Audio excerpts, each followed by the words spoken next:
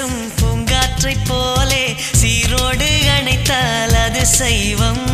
வேரோடு வளைக்கும் புயல் காற்றை போல